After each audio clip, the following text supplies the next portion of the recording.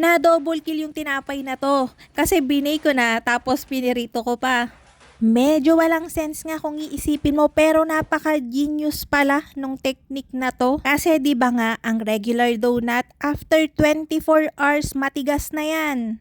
Pero ito, kahit mag-ilang araw pa, siguradong malambot. Pero naandun pa din yung flavor ng donut. Kaya huwag na nating patagalin yan at simulan na natin. Dahil cream yung ipapalaman ko dito at siguradong ilalagay ko siya sa chiller, ang gagamitin nating dough is brioche. Naglagay lang ako dyan ng 60 ml ng water, 60 ml ng milk, 1/2 cup ng sugar, 1 teaspoon ng salt, 4 large egg, tumapatak yun ng nasa 250 grams and then vanilla extract. Hinalo ko yon and then maglalagay na tayo ng 500 grams ng all-purpose flour, pwede rin ang bread flour and then 2 teaspoon ng instant dry yeast. Pati yung weight natin, ilalagay ko sa description box para mas pakuha nyo ng eksakto. Baka magtaka kayo kasi paddle attachment yung gagamitin kong pagmimix dito. Ang mahirap kasi pagka nagsimula tayo sa dough hook, yung KitchenAid kasi hindi naman talaga siya pang mix ng dough. So pagka dough hook agad yung ginamit ko, medyo matagal. So nagpa-paddle attachment ako muna. Para nga may guide kayo, ay naglagay din ako ng stopwatch para makita nyo kung gaano katagal tayong nagmix. After 5 minutes mark, pwede na tayong maglagay ng ating fats. 150 grams ng butter. Unti-unti ko yung nilalagay para makombine siya ng maayos. Tapos ayun, after 10 minute mark, pinaltan ko na yung attachment ko ng dough hook. Pwede naman, ma-achieve mo naman yan ng dire-diretso na nakapaddle attachment ka lang. Kaya lang para better yung demonstration ko sa inyo, makita nyo na kung kailan ready na yung dough, nagpalit na ako. Makikita nyo kasi yung dough natin, pagka medyo ready na, hindi na siya dumidikit dun sa bowl. Inabot nga tayo ng halos 20 minutes sa pagmimix itong dough na to. Ganon talaga, compare sa regular dough, mas matagal i-mix yung brioche. Medyo rich kasi siya, kaya mas matagal siyang pakinisin. And then maunti pa yung hydration niya.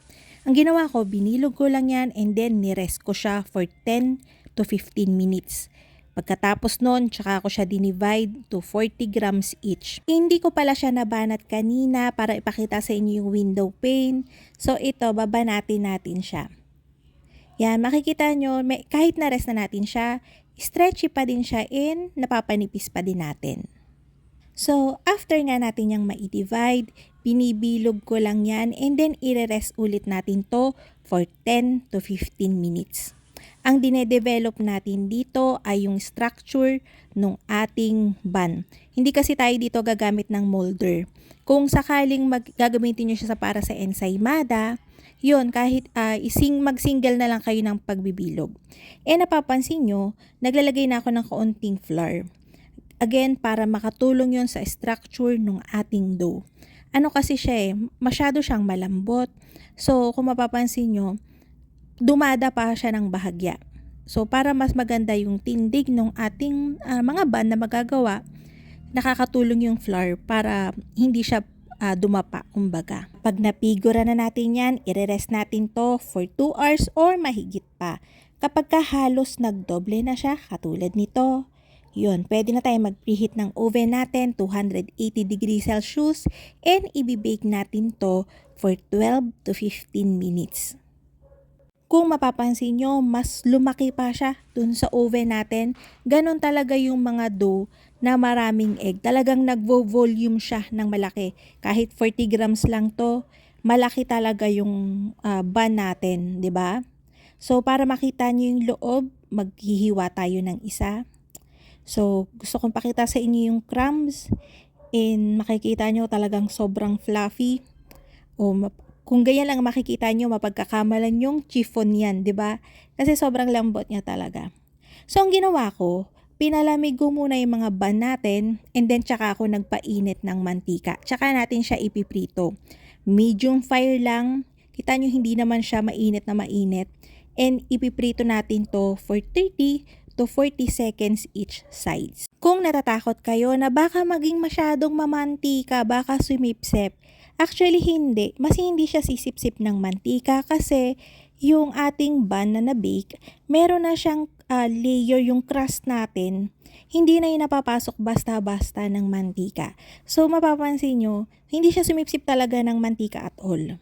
Pero yung lasa ng donut, na andon. Magkaiba kasi talaga yung lasa ng regular bun sa donut. So, ang gusto ko nga gawin dito is yung cream bread, Korean cream bread. So, ang ginawa ko lang dyan, syempre, ang gagamitin nating cream is yung Magic Whisk. Medyo na parami yung timpla ko dito, hindi ko siya natansya masyado. 650 grams ng Magic Whisk yung minix ko. And then, naglagay ako sa kanya ng 300 grams ng water. Since Korean-inspired na cream bread to, naglagay ako dun sa Magic Whisk natin ng 1 cup ng powdered milk. Kasi kadalasan yung mga cream ng Korean, milky talaga siya. Naglalagay talaga sila ng powdered milk. And then, nag-add na rin ako dyan ng strawberry emulko, 1 tablespoon, para may flavor. Hindi lang tayo naka-plain na cream. Gusto nyong malaman kung ano yung amoy tsaka lasa ng cream natin? Alam niyo yung Ribisco crackers na strawberry flavor? Ganon na ganon yung amoy at lasa ng cream natin. Ang sarap talaga, promise, nakaka-addict. Wala siyang lasang artificial. So talagang magugustuhan mo kahit yung bun natin pinalamanan mo ng cream, palong-palo pa din. So ang ginawa ko, pinipe ko lang yung ating cream dun sa ating bun. And then lilinisin lang natin siya. Pwede nyo tong i-dust ng powdered sugar after nyo siya mai-prepare. Pero ako, bukas ko pa kasi siya ititinda. So bukas ko na lang siya lalagyan ng powdered sugar. Ang dami nga nating natirang Magic Whisk. So, ang gagawin ko, ilalagay ko na lang siya sa chiller and then i-re-whip ko na lang siya pag gagamitin na natin. So, ito na yung ating cream bread. Napakagaling talaga, napakasarap nito. So, ayun na nga mga halutong tinapay. Sana'y nagustuhan niyo yung ating video for today. Magkita-kita tayong muli. Ito pong muli ang lutong tinapay. Bye-bye!